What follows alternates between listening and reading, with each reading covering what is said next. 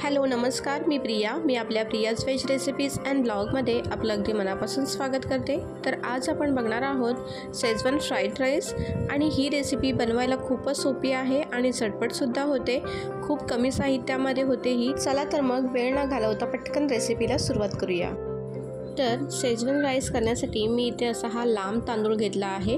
तुम्ही वाटल्यास कोलम किंवा कोणत्याही प्रकारचा लांब तांदूळ तुम्ही घेऊ शकता आणि तो मी स्वच्छ धुवून घेतला आहे. आता त्यामध्ये आपल्याला घालून घ्यायचं आहे पाणी.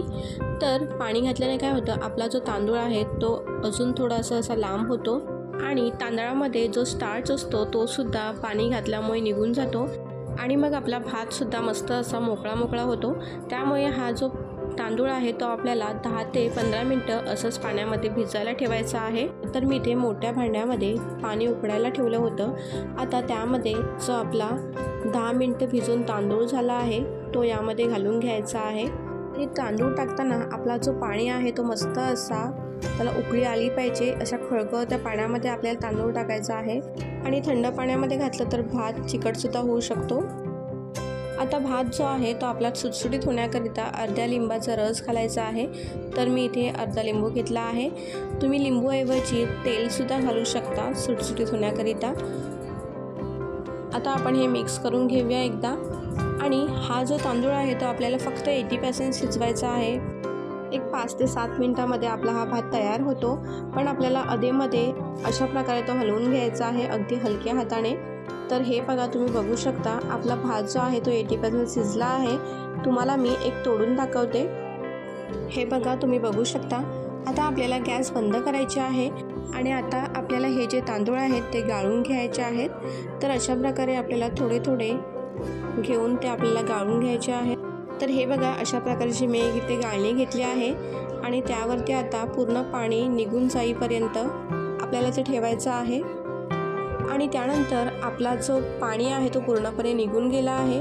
आता आपल्याला अशा प्रकारचा हा मोठा ताट घेऊन हा सगळा तांदूळ जो आहे तो आपल्याला ताटामध्ये काढून घ्यायचा आहे आणि तो अशा प्रकारे पसरवून घ्यायचा आहे. म्हणजे आपला तांदूळ जो आहे तो थंडगारसुद्धा होईल आणि अजूनच मोकळा होईल. चला तर मग आता आपण पुढची तयारी करूया. तर इथे मी गॅसवरती कढाई गरम करायला ठेवली आहे आणि ही कढाई जी आहे ती आहे स्टीलची. तर हा राईस करण्यासाठी तुम्ही नॉनस्टिकचं कोणतंही भांडं सोडून तुम्ही दुसरं कोणतंही वापरू शकता. आता या कढाईमध्ये घालून घ्यायचं आहे तेल. तर इथे मी 4 मोठे चमच तेल घेणार आहे आणि तेल असा हा सगळ्या साईडला पसरवून घ्यायचा आहे. म्हणजे आपला राईस जो आहे तो खाली लागणार नाही. तर इथे आपला तेल चांगला असा गरम झाला आहे. आता यामध्ये घालून घ्यायचा आहे कांदा. तर इथे मी जो आपला कांद्याच्या पातीला जो कांदा असतो तो मी इथे बारीक करून घेतला आहे. तुम्ही याऐवजी जो आपला नॉर्मल रेग्युलर यूजमध्ये कांदा वापरतो तो सुद्धा घालू शकता. आणि आता हा कांदा आपल्याला मीडियम टू हाय फ्लेमवरती मस्त असं फ्राय करून घ्यायचा आहे. आणि हा पूर्ण फ्राईड राईस होईपर्यंत आपल्याला गॅस ही मीडियम टू हाय फ्लेमवरतीच ठेवायची आहे. म्हणजे आपल्या राईसला मस्त असा स्मोकी फ्लेवर येईल. तर तुम्ही बघू शकता कांदा इथे मस्त असा फ्राय झाला आहे. आता यामध्ये काही भाज्या ॲड करून घ्यायच्या आहेत. तर इथे मी घेतले आहे बीन्स, कोबी, शिमला मिर्च आणि गाजर. तुम्ही तुमच्या आवडीनुसार कोणत्याही भाज्या इथे घेऊ शकता आणि भाज्यांची क्वांटिटीसुद्धा तुम्ही तुमच्या आवडीनुसार घ्यायची आहे. तर हे बघा, इथे सगळ्या भाज्या आपल्याला एकत्र करून या कढईमध्ये घालून घ्यायच्या आहेत. आणि आता या भाज्यासुद्धा आपल्याला मीडियम टू हाय फ्लेमवरती अशाच फ्राय करून घ्यायच्या आहेत. तर भाज्या फ्राय करण्याच्या आधी यामध्ये घालून घेऊयात मीठ. म्हणजे आपल्या भाज्या पटकन अशा मऊ होतील. तर हे बघा, इथे चवीनुसार आपलं मीठ घालून झालं आहे. आता या भाज्या आहेत त्या आपल्याला हाय फ्लेमवरती मस्त अशा परतून घ्यायच्या आहेत. तर भाज्या इथे आपल्याला जास्त अशा शिजवून नाही घ्यायच्या आहेत. तर एकदम त्यांचा क्रंचीनेस भातामध्ये उतरला पाहिजे.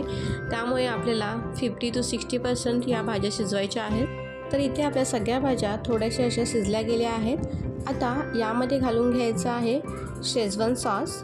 तर इथे मी 4 मोठे चमच शेजवान सॉस घालणार आहे. तर सॉसची क्वांटिटीसुद्धा तुम्हाला किती तिखट पाहिजे त्या हिशोबाने तुम्ही कमी जास्त ते करू शकता.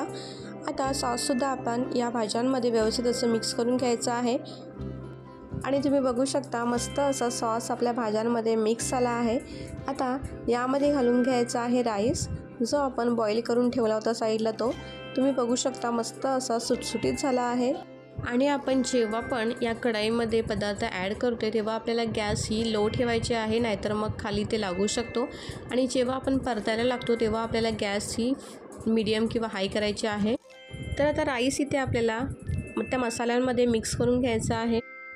तर हे बघा, अशा पद्धतीने आपल्याला खालच्या बाजूने अलगद असं उचलून तो दुसऱ्या साईडने तिथेच मिक्स करायचा आहे, म्हणजे आपला जो भात आहे तो तुटणार नाही. अशा प्रकारे आपल्याला हलक्या हलक्या हाताने तो मिक्स करून घ्यायचा आहे.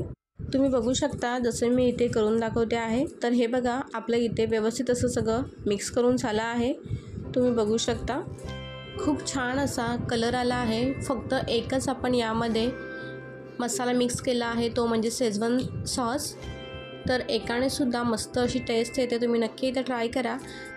आता यामध्ये आपल्याला घालून घ्यायचं आहे कांद्याची पात. तर इथे मी अशी मस्त अशी बारीक करून घेतली आहे, तर ती आता यामध्ये घालून घेतली आहे आणि आपल्याला ते पुन्हा एकदा मिक्स करून घ्यायचं आहे. खूप अशी साधी सोपी आणि झटपट होणारी रेसिपी आहे आणि टेस्टीसुद्धा. नक्की ट्राय करा तुम्ही ही रेसिपी. तर इथे आपला मस्त असा सुटसुटीत शेजवान फ्राईड राईस तयार झाला आहे. तर कशी वाटली तुम्हाला ही आजची रेसिपी? आवडली असेल तर व्हिडिओला नक्की लाईक करा आणि चॅनलवरती नवीन असाल तर नक्की चॅनलला सबस्क्राईब करा.